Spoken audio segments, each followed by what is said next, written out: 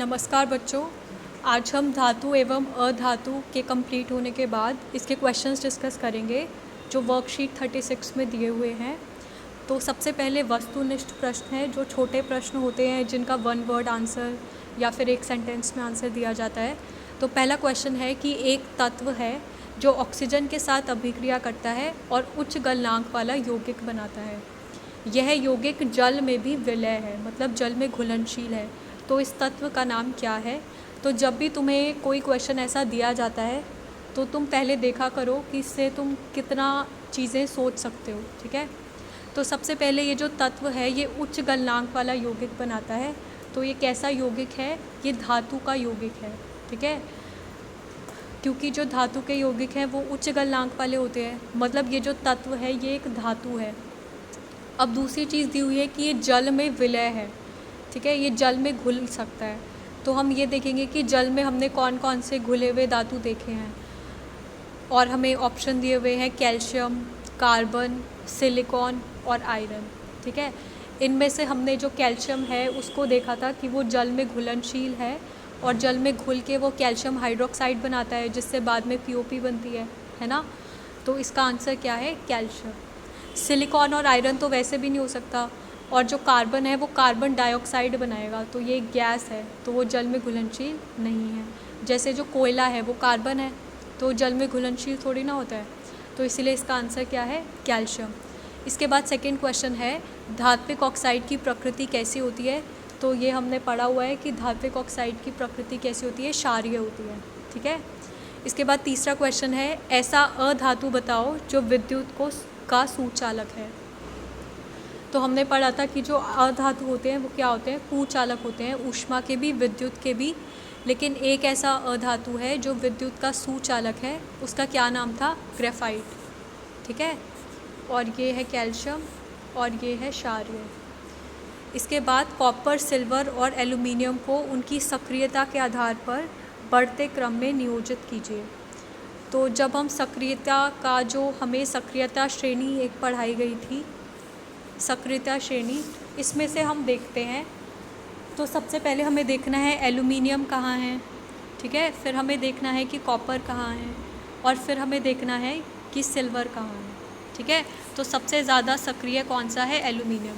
जो सबसे ऊपर है वो अधिक क्रियाशील है, जो नीचे है वो कम अभिक्रियाशील है। ठीक है, तो एल्यूमिनियम सबसे ज़्यादा, फिर कॉपर और उसके बाद सिल्वर। ठीक है, इसके बाद नेक्स्ट क्वेश्चन है, अभिक्रियाशीलता के आधार पर अवरोही क्रम में, अवरोही मतलब डिसेंडिंग ऑर्डर, सबसे पहले बड़ा फिर छोटा फिर उससे छोटा, में व्यवस्थित सामान्य धातुओं की सूची को क्या नाम दिया जाता है? तो इनको क्या कहते हैं? सक्रियता श्रेणी। ठीक है, इसके बाद नेक्स्ट क्वेश्चन है, डैश अभिक्रियाशील धातु अपने से डैश अभिक्रियाशील धातुओं को उसके लवण विलयन से विस्थापित कर सकते हैं। तो जो भी अधिक अभिक्रियाशील धातु होंगे वो कम अभिक्रियाशील धातुओं को अपने लवण विलयन से क्या कर देंगे? विस्थापित कर देंगे। ठीक है, अधातु द्वारा बनाए गए आयन का नाम बताइए। तो ये हमने पढ़ा था कि जो अधातु होते हैं उनके पास इलेक्ट्रॉनों की कमी होती है, तो वो किसी से इलेक्ट्रॉन लेते हैं। ठीक है, तो उनके ऊपर ऋण आ जाता है, तो वो क्या बनाते हैं? ऋण आयन। इसके बाद कुछ धातु जल के साथ बिल्कुल भी अभिक्रिया नहीं करते, किसी एक ऐसे धातु का नाम बताइए। तो हमने ऐसे बहुत सारे धातु पढ़े थे, जैसे कॉपर, गोल्ड, ये पढ़े थे ना, कॉपर, गोल्ड, सिल्वर। ये कॉपर है, ये गोल्ड है, ये सिल्वर है, और ये Pb लेड है। ठीक है, तो ये सारे धातु जल के साथ अभिक्रिया नहीं करते। तो इनमें से किसी भी एक का या सबका नाम लिखेंगे। इसके बाद पृथ्वी की सतह पर प्रचुर मात्रा में पाए जाने वाला धातु कौन सा है? तो जब हम पृथ्वी की सतह की बात करेंगे तो इसमें सबसे ज़्यादा मात्रा में ऑक्सीजन पाया जाता है, लेकिन ऑक्सीजन यहाँ पे ऑप्शन है ही नहीं। तो हम देखेंगे कि जो ऑप्शन है उनमें से सबसे प्रचुर मात्रा में क्या पाया जाता है।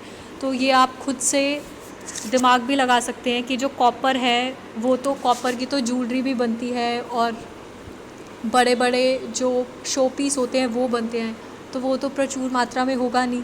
सिल्वर भी नहीं होगा।